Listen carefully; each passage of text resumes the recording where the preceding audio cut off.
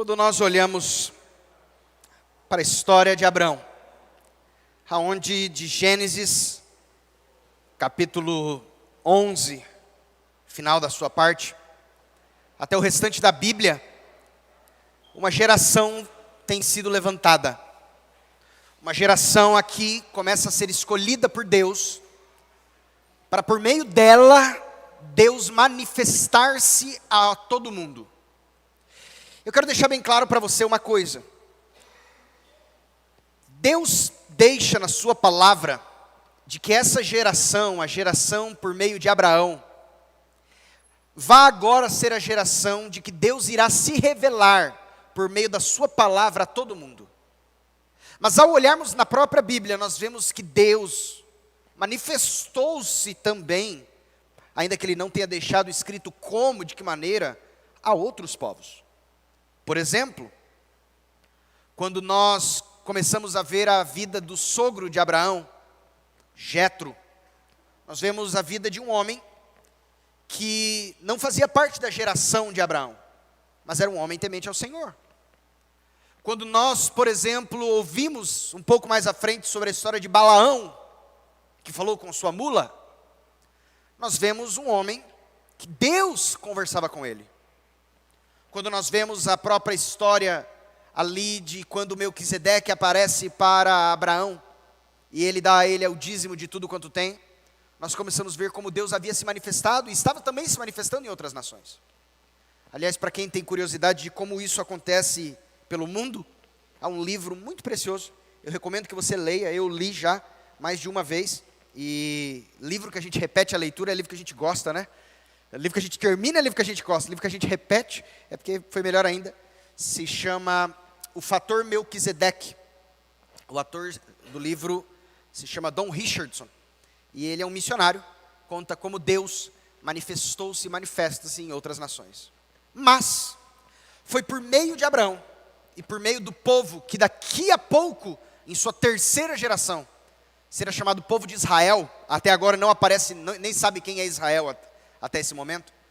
Mas foi por meio de Abraão que Deus decide, escolhe manifestar-se ao mundo. E por meio de Abraão que Deus decide que um dia Ele próprio se faria carne e se manifestaria por meio de Jesus Cristo. Mas ao olharmos a história desse homem escolhido, esse homem, aliás, que a Bíblia dá até o nome de amigo de Deus, Abraão, amigo de Deus, nós começamos a ver alguns detalhes da vida dele. O primeiro é que ele vivia numa família ímpia. Abraão não teve entre seus ensinamentos, os ensinamentos necessariamente de um pai ou de uma geração, onde, assim como Noé, de que o Senhor era o único Senhor, como nós devemos ensinar os nossos filhos. Mas Abraão, de alguma maneira, ouviu a voz de Deus, quando Deus, no capítulo 12, no versículo 1, chama ele e diz assim: Ora, disse o Senhor a Abraão, sai da tua terra, da tua parentela, da casa do teu pai, e vai para a terra que eu te mostrarei. De ti farei uma grande nação, e te abençoarei. Te engrandecerei o nome, se tu uma bênção. Abençoarei os que te abençoarem, amaldiçoarei os que te amaldiçoarem, e em ti serão benditas todas as famílias da terra. Vamos lá. Deus então agora chama Abraão, no meio de uma geração dos descendentes de Sem, no meio de uma região de origem babilônica, Ur dos caldeus. E ali no meio dos seus pais, dos seus avós, aonde a Bíblia vai dizer que Naor, Terá, serviam a outros deuses, Deus chama Abraão. E diz: Abraão, eu tenho um propósito sobre a sua vida. E a Bíblia vai chamar Abraão de pai da fé, não apenas porque, como você sabe, ele vai oferecer o seu filho em sacrifício, quando Deus o chama, mas porque ele decide obedecer à voz de Deus, saindo de sua casa, para ir a um lugar que ele nem sabia onde era esse lugar. É como se Deus falasse para ele: Abraão, larga tudo que você tem, sai da tua terra, da tua parentela, da casa do teu pai e vai. Para onde, Senhor? Para onde eu te levarei? E onde é? Vai. E a Bíblia agora começa a nos dizer em Hebreus capítulo 11, versículo 8, que pela fé, Abraão, quando chamado, obedeceu, a fim de ir para um lugar que devia receber por herança, e partiu, sem saber aonde ia. Uau! Você teria essa coragem, você teria essa ousadia, se Deus assim o chamasse? Sai. Como se Deus chegasse, talvez, Josias, vende tudo que você tem, desfaz do teu patrimônio, deixa aqui teus filhos, deixa aqui teu pai, deixa aqui tua mãe, deixa aqui e vai. Para onde? Entra no carro e vai. Para onde? Vai. Te abençoarei, serei contigo. Mas como eu disse, e nós olhamos na Bíblia, Deus foi até claro para Abraão. Deus disse apenas, sai da tua casa e da tua parentela. Mas o Senhor especificamente trouxe uma palavra para ele. E da casa do teu pai.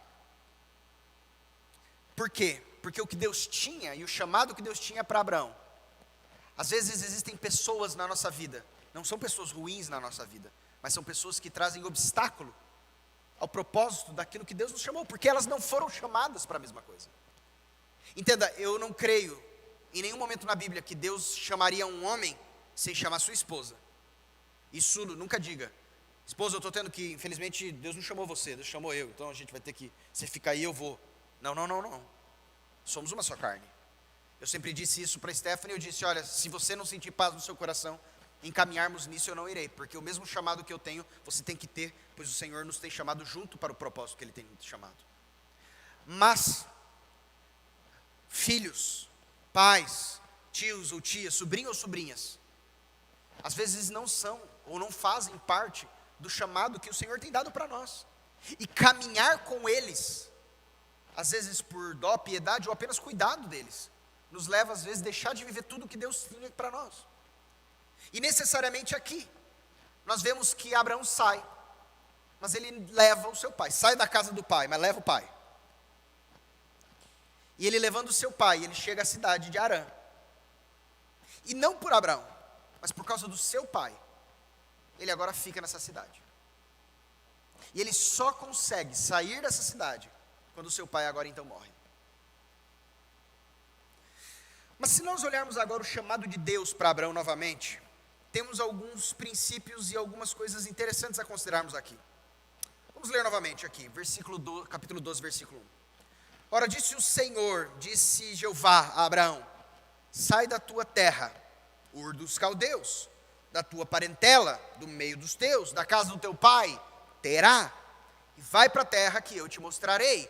Fé, você não sabe para onde vai, mas vai, porque eu estou contigo. De ti farei uma grande nação.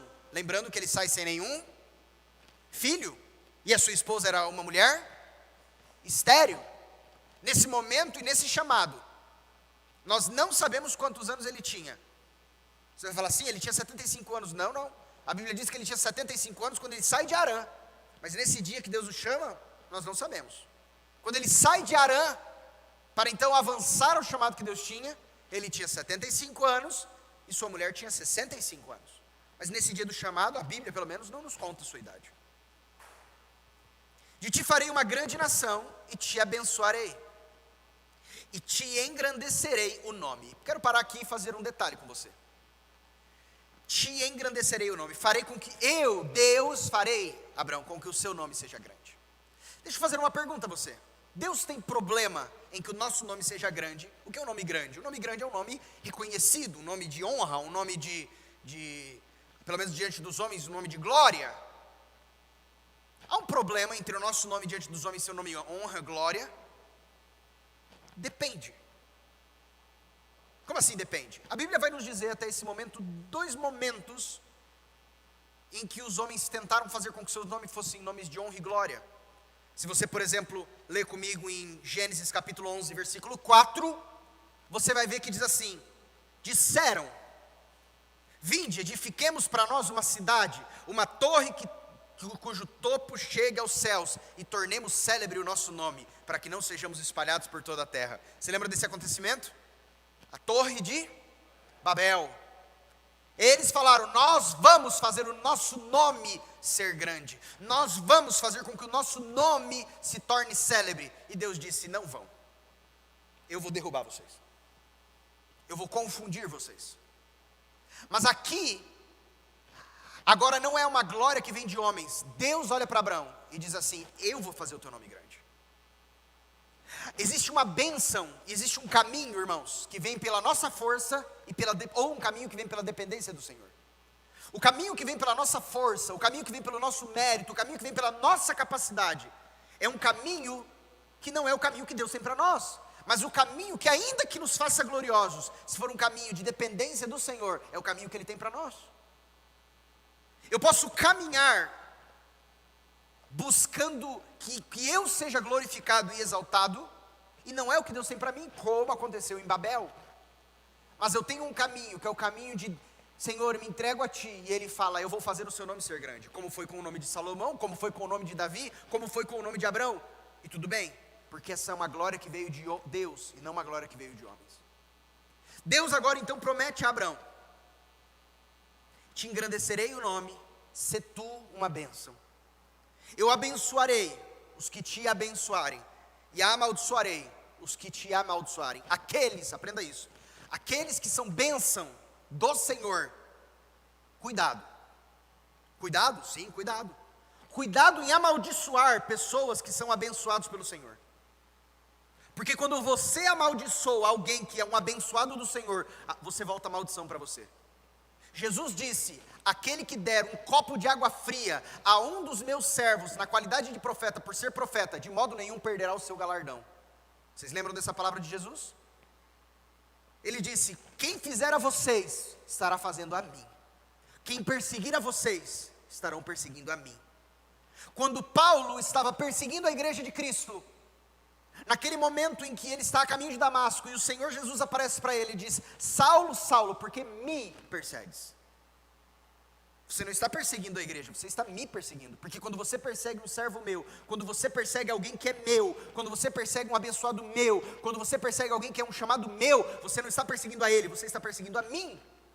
Quando o povo murmurava contra Moisés no deserto, Moisés disse para ele: vocês não estão murmurando contra mim? Quem sou eu? Vocês estão murmurando contra o Senhor. As murmurações não são contra mim, as murmurações são contra Deus. Eu sou apenas um representante dele aqui. Por isso que nesse momento nós vemos uma chave. Abraão, você é um abençoado do Senhor. Aqueles que abençoarem você, eu vou abençoar. Mas aqueles que levantarem palavra de maldição sobre você, eu vou amaldiçoar. Davi entendeu muito bem isso. Por Saul ter sido um abençoado do Senhor, um ungido do Senhor, mesmo Davi também sendo um abençoado do Senhor, Davi também era um. Davi disse: não levantarei a minha mão contra o ungido do Senhor. E Saul morre. E Davi um dia disse: ou ele vai morrer pela mão dos inimigos, ou ele vai morrer por algum outro caminho, mas ele não vai morrer pela minha mão. Mais de uma oportunidade Davi teve para matar Saul. Saul então um dia está em guerra contra os filisteus, e os flecheiros estão vindo. Saul então pega a sua espada, pede ao seu companheiro que o mate, e ele diz: eu não vou fazer isso. Então Saul pega a sua espada, e ele mesmo se mata com ela. Mas não é a mão de Davi que se levanta contra Saul. Abençoarei os que abençoarem você. Um dia, eu estava conversando com uma pessoa, e eu disse para essa pessoa: olha, avisa para aquela outra que ela tem que tomar muito cuidado com as coisas que ela fala contra os servos do Senhor. Porque se você começa a amaldiçoar os servos do Senhor, não vai acontecer nada contra eles, mas a maldição vai voltar para você. Pois a Bíblia diz que amaldiçoarei os que te amaldiçoarem. Portanto, proclame palavras de vida, porque abençoarei os que te abençoarem. Mas eu não quero abençoar, então não fala nada. Mas você vai gerar um prejuízo para a sua própria vida. Abençoarei os que te abençoarem, amaldiçoarei os que te amaldiçoarem. E a chave do ministério de Abraão é exatamente esse versículo: em ti serão benditas todas as famílias da terra. Aqui começa a nos dar uma clareza do ministério que Deus tinha sobre a vida de Abraão. Jesus uma vez, no Sermão na Montanha, disse: vós sois o sal da terra. Vocês lembram dessa palavra? Vós sois o sal da terra. Se o sal for insípido, com que se há de salgar? Para nada mais presta, senão para ser pisado, para ser lançado fora e pisado pelos homens. O sal é algo interessante, porque engraçado que uma comida sem sal é uma comida que nós percebemos a sua ausência. Mas eu nunca vi ninguém indo num restaurante, chamando o chefe e dizendo: eu queria elogiá-lo, porque o sal hoje está no ponto. Eu elogio o prato, eu digo: essa picanha está maravilhosa. Engraçado, o polaco vai lá e faz uma picanha pra gente, ó. Eu chego pro polaco e falo: rapaz, que picanha boa. Mas eu não falo: polaco, ó, o sal. Eu nunca disse pra minha esposa: meu amor, o arroz, o feijão, perdão, o sal do arroz, o sal do feijão, o sal está maravilhoso. Eu digo: o arroz está bom, o feijão está bom, a carne está boa, o purê está bom. Mas é interessante isso. O sal é o elemento essencial para dar gosto, tempero e equilíbrio. Mas a glória nunca é para o sal. O sal é aquele que está presente para que outro seja glorificado. Percebe isso? O prato será glorificado, a comida será glorificada, o cozinheiro será glorificado. Nunca o sal. Mas o sal, ele é o elemento essencial para que o tempero seja trazido ao ponto certo. Jesus diz: nós somos sal. Nesse momento,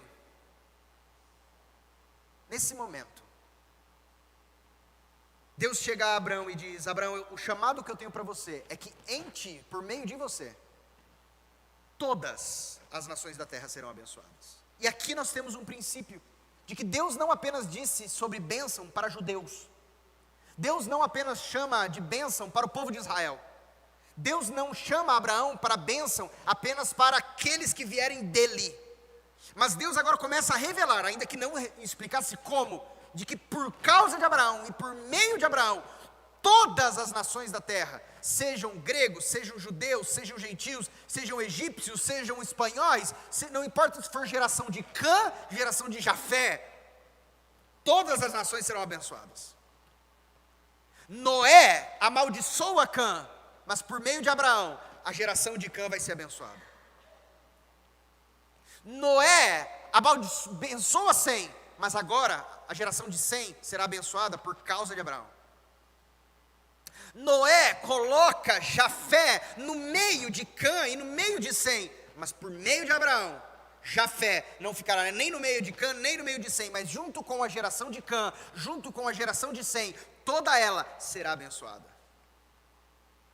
Porque agora haverá uma bênção, não decorrente das palavras de Noé, mas agora haverá uma bênção decorrente das palavras de Deus por meio de Abraão.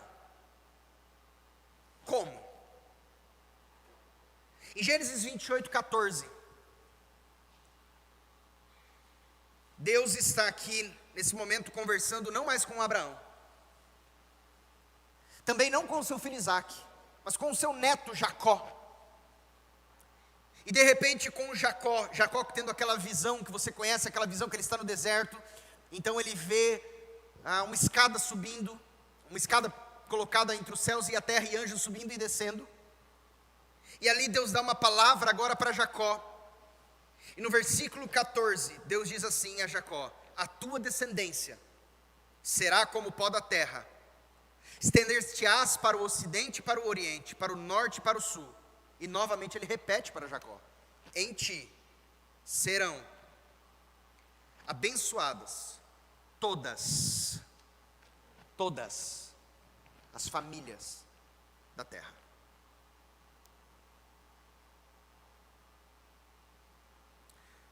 Quando nós olhamos agora, graças a Deus, nós não estamos vivendo um tempo apenas de profecia, mas um tempo de cumprimento dela, de vivendo a profecia sendo cumprida.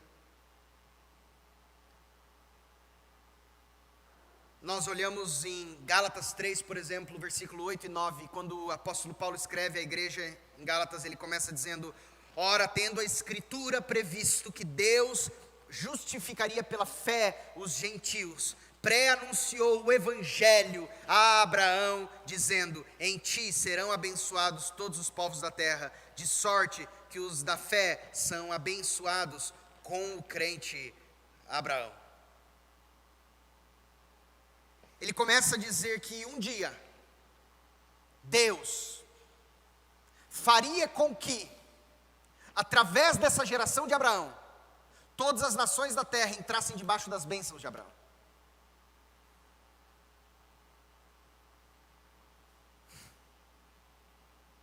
Um dia, por meio de um descendente, e nós sabemos quem é este. Mateus 1:1 diz: geração de Jesus Cristo, filho de Davi, filho de Abraão, filho de Davi. Por meio desse Messias, que fazia parte da geração de Abraão. Eu perguntei aqui, uns momentos antes, de quem fazemos parte ou de qual geração. Então meu pai diz aqui: eu sou da geração de Sem. Por quê? Porque Abraão é de Sem. Tá, mas o que tem a ver? Pode ser que você seja de Cã. Não, eu sei, entendo isso. Porque um dia, quando Jesus me atrai a Ele,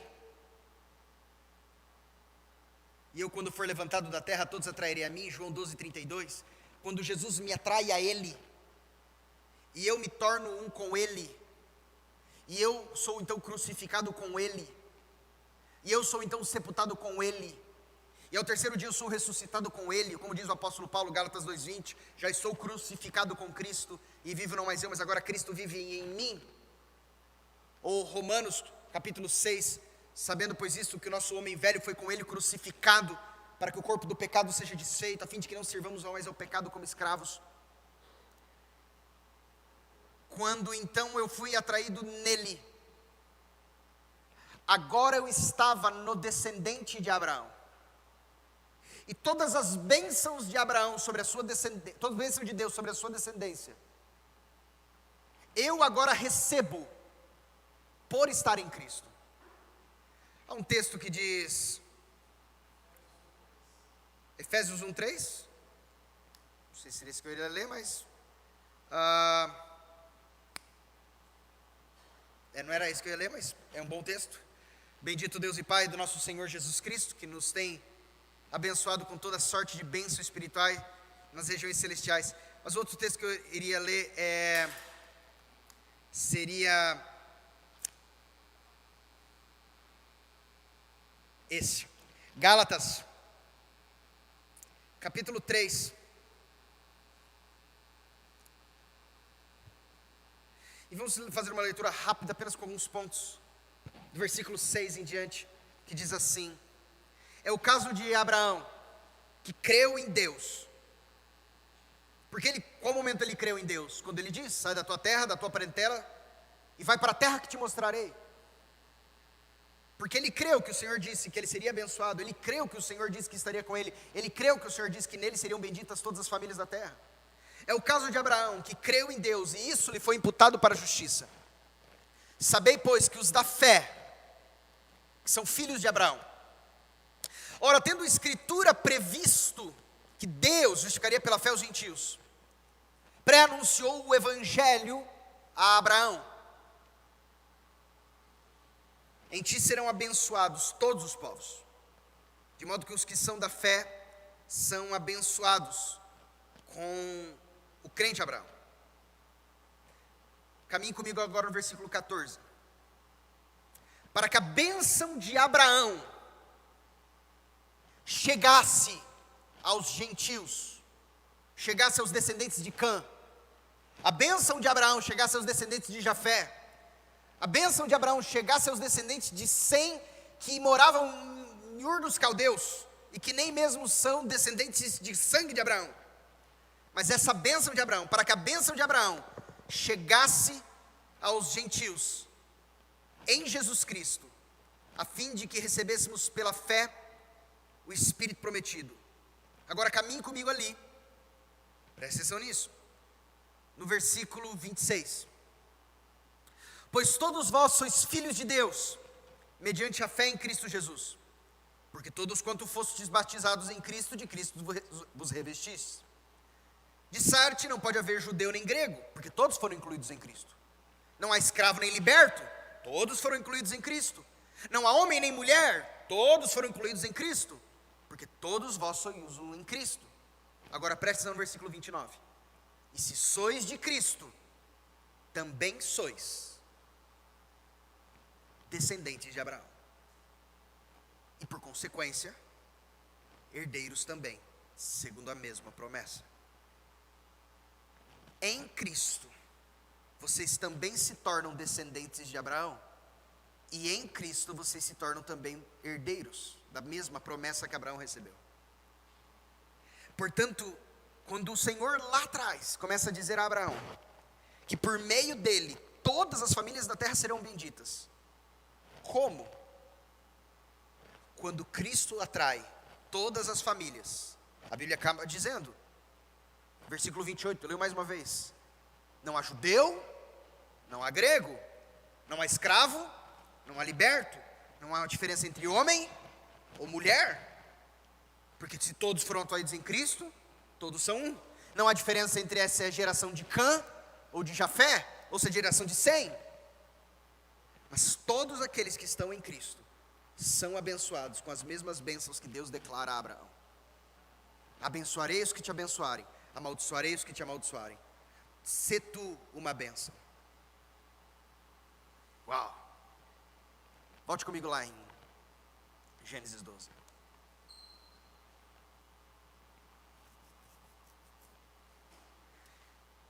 Versículo 4.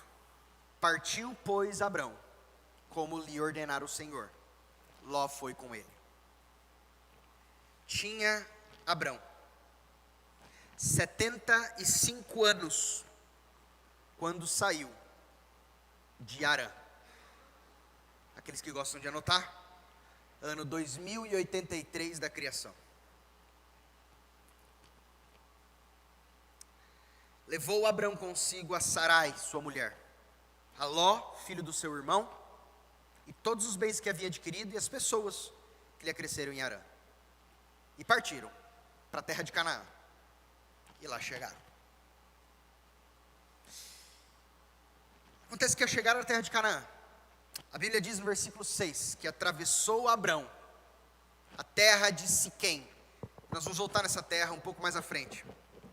E ele chega no lugar chamado Carvalho de Moré. Deus agora vai trabalhar com Abraão.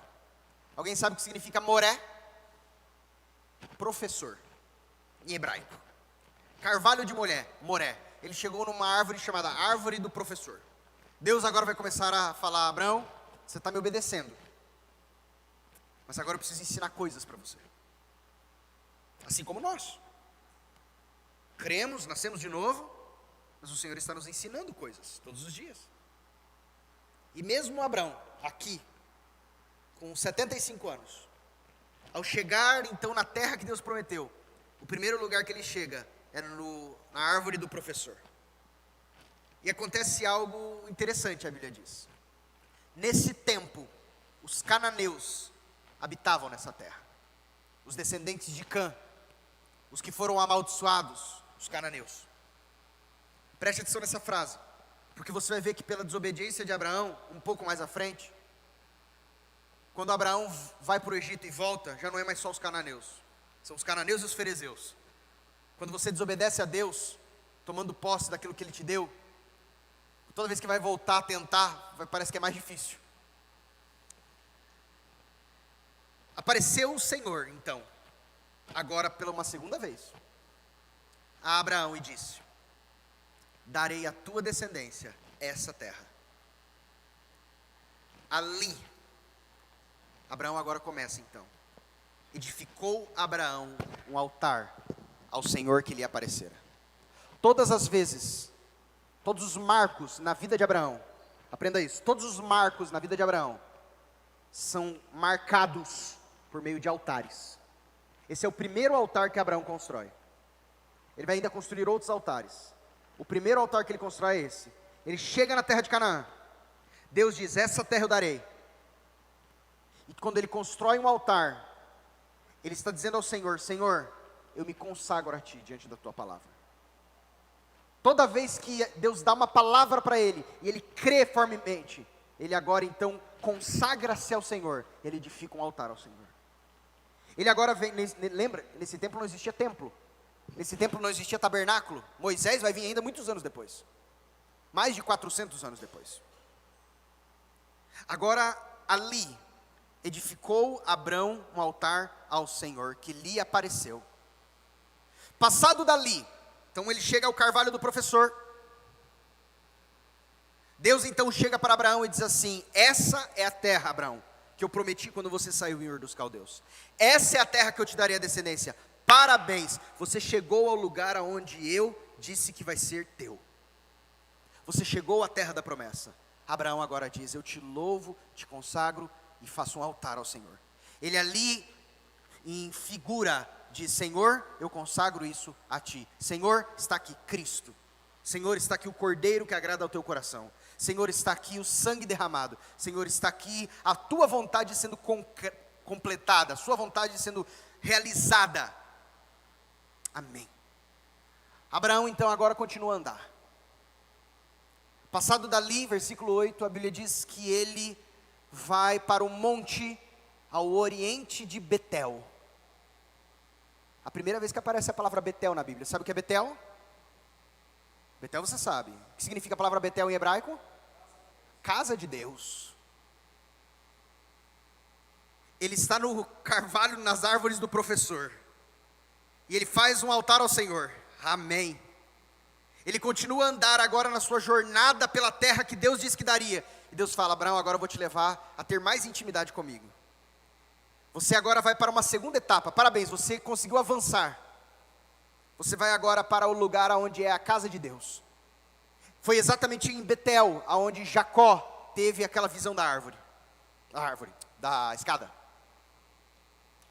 Ele chega, a Bíblia diz, ao oriente de Betel e arma a sua tenda, ficando Betel ao ocidente e Ai ao oriente. E ali, novamente, ele edifica um altar ao Senhor. Ele anda e edifica um altar. E é pela primeira vez na história de Abraão, e a segunda vez na história da Bíblia, a Bíblia diz que alguém invoca o nome do Senhor. A primeira vez que a Bíblia diz que alguém invoca o nome do Senhor, foi com o neto de Adão, Enos. Diz que então começou o nome do Senhor a ser invocado. E agora Abraão novamente diz: Senhor, eu invoco. Altar é consagração. Senhor, eu sou teu. Mas invocação é: Senhor, tu és meu. Invocação é a mesma. Invocar significa chamar para si. Ele agora começa a dizer: Deus, quando ele chega no lugar onde é chamado casa de Deus, Betel, ele diz: Deus, eu não quero apenas ser teu, mas eu quero que o Senhor esteja comigo. Não apenas eu sou teu, mas tu também és meu, como disse ali o escritor, na belíssima carta de Cantares: eu sou do meu amado e ele é meu. Eu quero me relacionar contigo, Senhor. E Abraão começa a mostrar de maneira tão intensa, que não apenas eu sou teu, mas eu quero que o Senhor também seja meu. E que lugar mais propício para essa invocação, senão no lugar chamado casa de Deus. E ele continua andando. E depois a Bíblia diz que seguiu Abraão. E ele foi para uma região chamada Negueb. E Deus vai fazer a primeira prova na vida de Abraão. Negueb, eu tive a oportunidade de passar por essa região. Eu estava na região da Galileia com Stephanie. Uma região muito verde.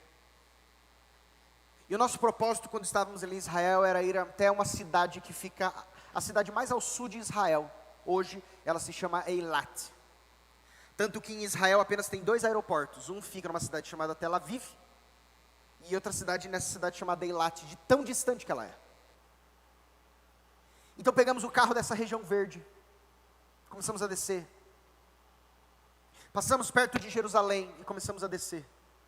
E de repente passamos por Hebron e começamos a descer.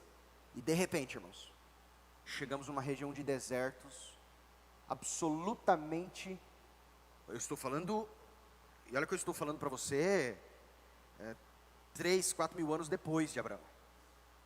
Mas mesmo no século 21, nós passamos por desertos que não tinha absolutamente nada. Nem prédio tem lá, nem nada. Foram mais ou menos 2, 3 horas de carro, andando no meio do deserto. E eu falei para a Stephanie, se a gente se der um problema de pneu aqui, se der sem posto de gasolina, sem nada, falei, se der um problema de pneu, se der alguma coisa aqui, ferrou. Falei, não. Eu estou falando agora, sem nada. Imagina nos dias de Abraão. Se hoje não tem nada, nem a estrada tinha. E de repente, ele começa então a andar pela terra de Israel. E ele começa agora a ir para o sul, porque ele chega pela região norte. Ur dos Caldeus ficava mais ao nordeste de Israel. Então quando ele vai chegando exatamente por uma parte mais cheia de rios, passa por uma questão do Jordão, uma questão do Eufrates. Mas ele começa agora a ir ao sul de Israel. O sul de Israel indo em direção, se você conhece geografia, aonde está o Egito. E ele começa a ir ao sul de Israel, de repente vem deserto. Deus, o Senhor disse que isso aqui era meu. Deus, eu já fiz um altar para o Senhor, onde o Senhor me ensinou. Deus, eu avancei num local onde era a casa de Deus, invoquei o Senhor, Senhor, eu sou teu e tu és meu. Amém. Que glorioso, que vida cristã maravilhosa, que vida com Deus preciosa. E agora eu vou para o Negueb, ou seja, eu vou para o deserto. E quando ele chega no Negueb, a Bíblia diz: havia fome naquela terra. E Abraão faz a primeira coisa sem consultar o Senhor, que começa a desviar um propósito, mais uma vez, que Deus tinha para ele. Versículo 10, havia fome naquela terra, e Abraão, sem nenhuma orientação do Senhor, desce ao Egito, para ir ficar, porquanto era grande a fome na terra. No Egito, só vai dar problema. E ele decide voltar. E ele decide depois voltar até para o lugar de origem, onde ele novamente invocou o Senhor pela primeira vez, dizendo: Senhor, vamos fazer de novo. Sabe quando você está fazendo um caminho na rodovia, e tinha um caminho para ir para a esquerda e para a direita, e você foi para a direita, e aí você já andou 50 quilômetros, e você percebeu que o caminho é errado, você fala, e não tem retorno ali. Você fala, eu vou ter que andar, e eu nunca vou chegar no lugar certo. Então eu vou ter que voltar os 50 quilômetros, ao ponto de origem, onde eu tinha esquerda e direita. E ao invés de tomar a direita, onde eu tinha tomado errado, agora eu vou então fazer a decisão certa, vou tomar a esquerda. Perdi tempo. Perdi recursos, perdi dinheiro, perdi coisas que talvez Deus tinha para mim, perdi, mas eu não vou perder mais, eu vou voltar para então tomar a decisão certa. Mas semana que vem a gente fala sobre essa decisão de Abraão, e continuamos sobre isso, amém? Vamos orar. Louvamos ao teu nome pela tua palavra, pelos caminhos de verdade que o Senhor tem nos orientado, porque o Senhor é bom para conosco. Nos orienta, Senhor, pela tua palavra, e nos faça ter vida por meio de ti mesmo, em nome de Jesus, amém. Amém. Estamos encerrados.